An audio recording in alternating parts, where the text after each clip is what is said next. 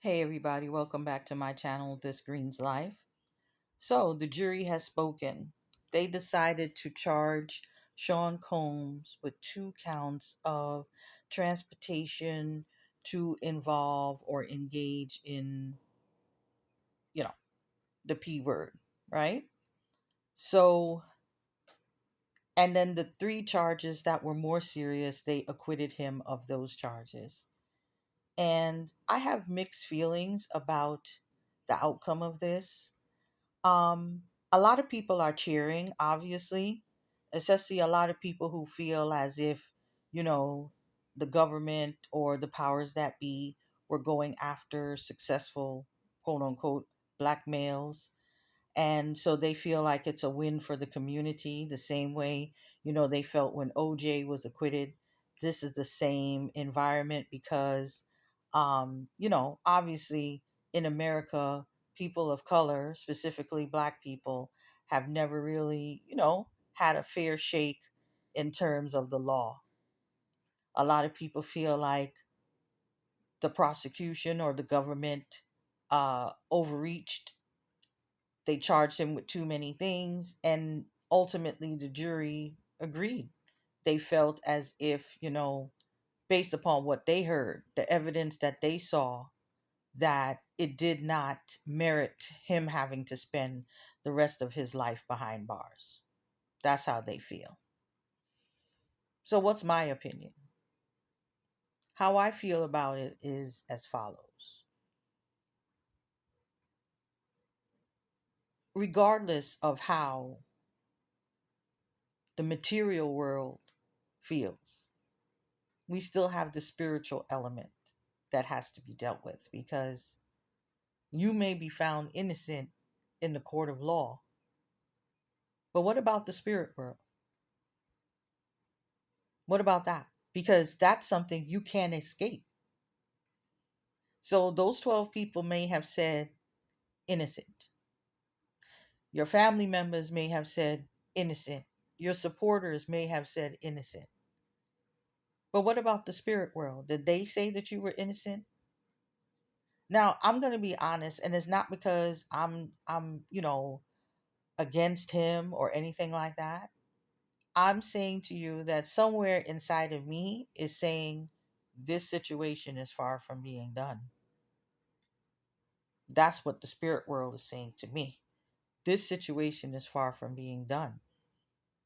Now, based upon all the information that I gathered, there is a very good chance that when October or whenever his sentencing comes along, he's going to get let out of jail.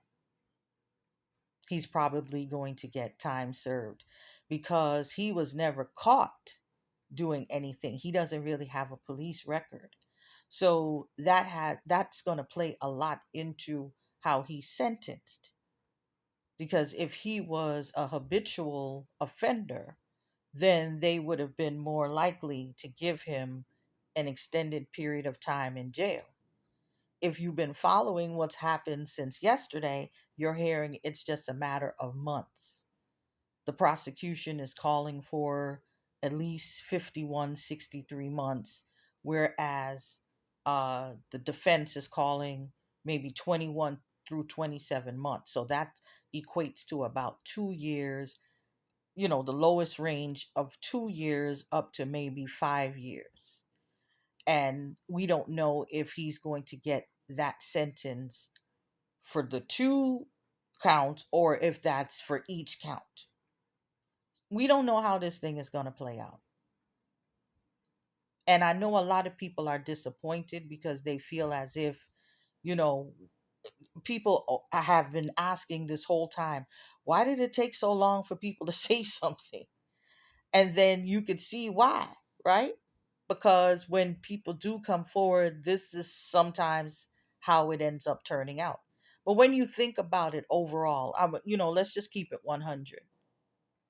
He's a very abusive and sick individual. But these women and the other people around him, can we keep it 100? Were willing participants. They were. Even though we want to say that he was abusing Cassie, he was abusing Jane Doe, He was abusive to his employees. These are people that would go away, they would come back, they would say a lot of great things about, like, yes, he's abusive, but I made sure to shout him out for his birthday. I made him a scrapbook. I told him I love him. I want to be with you.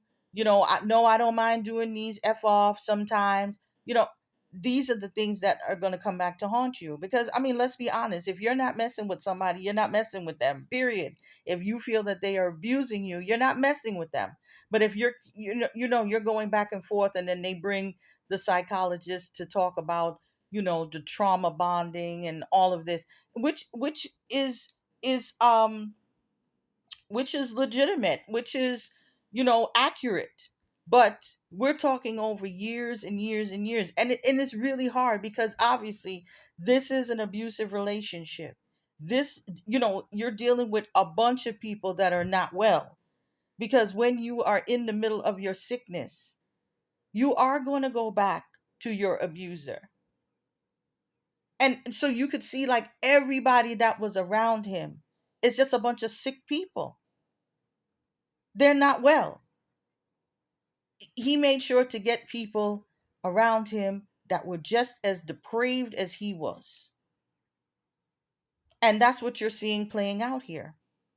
And that's what the jury saw. They were like, what is he guilty of? Because it seems like everyone was willing to be a part of this situation. Nobody said, no, don't do this. Let's stop this. Everybody played their role. And all we could do is hope that he will get some help,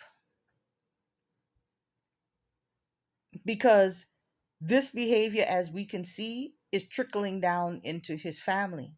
Now his sons are being accused of the same thing. And when you get an outcome like this, it's setting a precedent now. Like, all the people that are like him, oh, they're happy. They're breathing a sigh of relief right now, because now they have to, calculate. Now they have to devise plans on how they can keep this behavior going, but keep it on the down low. Maybe instead of us doing this stuff in hotels, we'll just keep it in our homes so nobody has to know what's going on. And maybe we should just find some select people that we know that are not going to snitch on us, for us to keep this foolishness going on. But as I said, there's another component to this that is spiritual. And, you may get away with things here in the material world, but in the spirit world, that's a whole other situation. And I'm saying to you that everything plays out the way it's supposed to play out, because we don't know what's around the corner. See, that's the thing. We don't know what's around the corner for this man. We may never know what's going on behind the scenes, which we won't, because we don't know what's going on behind the scenes of anyone's life. But that's the component that he and his minions, supporters, have to think about. What's going to happen next? Because as I mentioned before, I feel this situation is far from over. Because as a spirit, there's another component to this. So as I mentioned in other videos, our job here is to learn ourselves, because we are our biggest thing to conquer. We have to conquer ourselves. It doesn't even matter how it's played out in the world. The Egyptian said, the Kemetic said, know thyself. That's the lesson to be learned here.